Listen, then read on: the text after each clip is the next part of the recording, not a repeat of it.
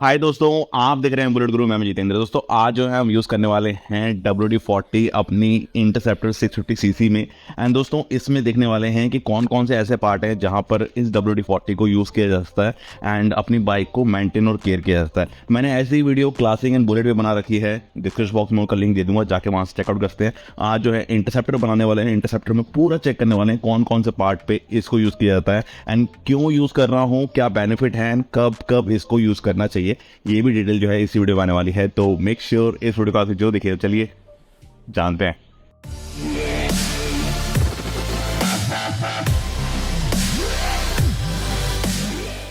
दोस्तों WD-40 में आता है अब स्मार्ट स्ट्रॉ, जो कि मैंने पहले वीडियो में बता रखा है कि अगर आपको वाइड एरिया में करना है तो आप ऐसे ही स्प्रे कर सकते हैं, एंड अगर आपको नैरो एरिया में करना है तो इसको ऊपर कर लीजिए एंड इसको यहाँ से स्प्रे करेंगे तो आप ये नैरो एरिया में स्प्रे कर सकते हैं। तो आप ये स्मार्ट स्ट्रॉ के थ्रू ना किसी भी बाइक पार्ट और कार पार्ट में भी ना ईजिली आप स्प्रे कर सकते हैं। अब चलिए मैं दिखाता हूँ कौन कौन से बाइक पार्ट है जहाँ पे हम इसको यूज़ कर सकते हैं। फर्स्ट उसको यूज़ किया जाता है की होल्स में। ज़्यादा ओवर क्वांटिटी मत करिए, बस इतनी क्वांटिटी यूज़ करिए एंड इसको वाइप कर दीजिए, अच्छे से क्लीन करिए ताकि डस्ट जो है यहाँ पर ना लगे।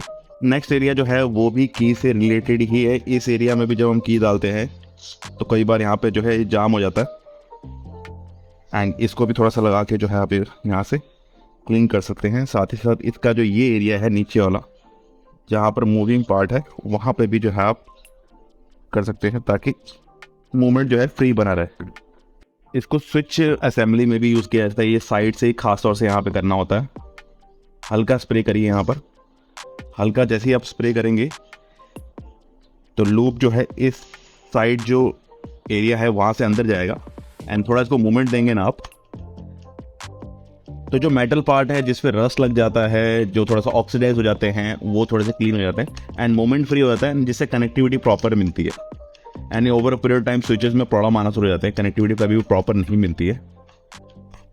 नेक्स्ट है दोस्तों ये पास स्विच, हाईवे पास स्विच, जो बहुत ही कम यूज़ होता है सिटी में, तो इसके वजह से कई बार ये ना काम ठीक से नहीं कर पाता है। तो इसको भी अच्छे से आप जो है एरिया में यूज़ करिए एंड इस एरिया में भी आप इसको,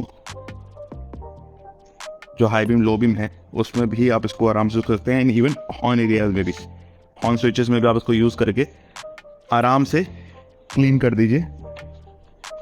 और मेन बात है उसको मूवमेंट देना, थोड़ा मूवमेंट दे दीजिए ताकि जिस एरिया में ना जाए उस एरिया में भी प्रॉपरली जो है वो मूवमेंट से पहुंच जाए। एंड क्लीनिंग ज़रूरी है ताकि वहाँ पे डस्ट ना लगे। इवन आप इसको जो है क्रोम पार्ट पे भी यूज़ कर सकते हैं एंड जैसे ही आपको स्प्रे करना है यहाँ पे थोड़ी देर रुकिए, ठीक है। उसके बाद अगर आप क्लीन करते हैं तो जो क्रोम पार्ट होता है उसकी अच्छी शाइनिंग जो है आपको देखने मिलती है।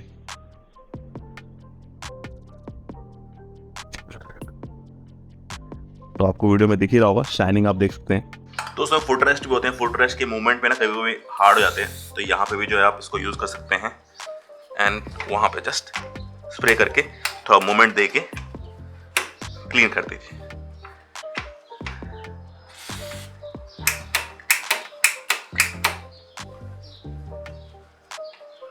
बॉटम क्लच केबल एरिया में भी जो है आप यहाँ पर इसको क्लीन कर सकते हैं।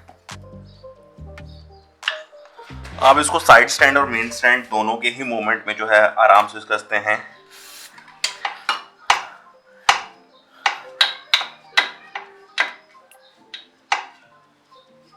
आप इसको साइड पैनल के की होल्स में भी यूज कर सकते हैं।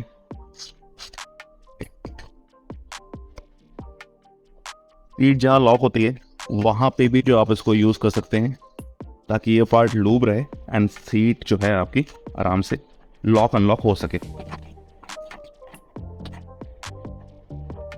इंटरसेप्टर में ना एग्जॉस्ट के जो बैंड पाइप है वहाँ पे थोड़ा सा ज़्यादा ही जो है यहाँ पे रस्ट लग जाता है, तो रस्ट एरिया में भी आप इसको यूज़ कर सकते हैं ताकि रस्ट को फैलने ना दिया जा सके एंड उस पर एक लूब की कोटिंग जो है ना वो क्रिएट हो जाए, और उसको अच्छे से क्लीन कर दीजिए ताकि डस्ट ना बैठे उस पर। दोस्तों ऐसे नट एंड बोल्ट है ना वहाँ पे भी जो है आप इसको स्प्रे कर सकते हैं जिस पे रस्ट लग जाता है, एंड जिस पे रस्ट नहीं लगा उस पर भी आप थोड़ा स्प्रे कर देंगे ना तो रस्ट लगने के चांसेस भी जो हैं बहुत ही कम हो जाते हैं।